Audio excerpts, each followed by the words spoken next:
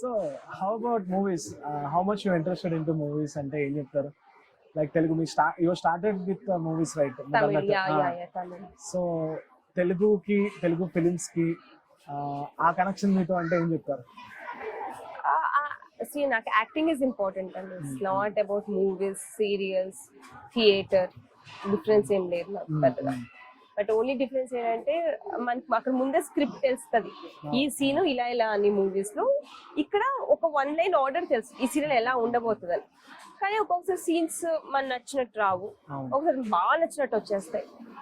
అంతే డిఫరెన్స్, ఇంకేం లేదు. కానీ కొంచెం యాక్టింగ్ కూడా కంప్లీట్ క్వైట్ డిఫరెంట్ ఉంటుంది. థియేటర్ ఇస్ చాలా లౌడ్ గా మాట్లాడాలి, అండ్ సీరియల్ వచ్చేసి చాలా సెటిల్డ్ గా ఉండాలి.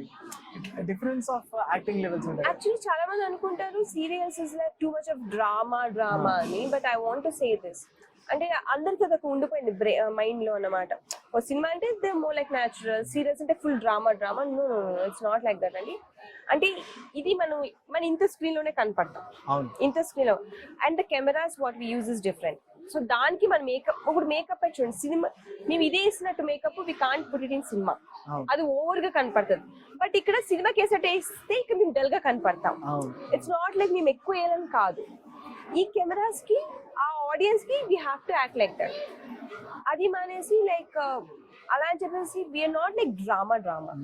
ఏమో నన్ను పర్సనల్ గా అయితే ఐ డోంట్ లైక్. ఈవెన్ నేను ఎక్కువ ఓవర్ యాక్షన్ ఒక్కసారి చేద్దామని రైటర్ వద్దాం, న్యాచురల్ గా చేద్దాం, సెటిల్ గా ఉంది అంటారు. Just depends on the audience అనమాట.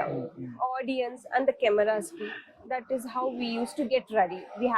మేము అలా రెడీ అవ్వాలి సమ్ టైమ్.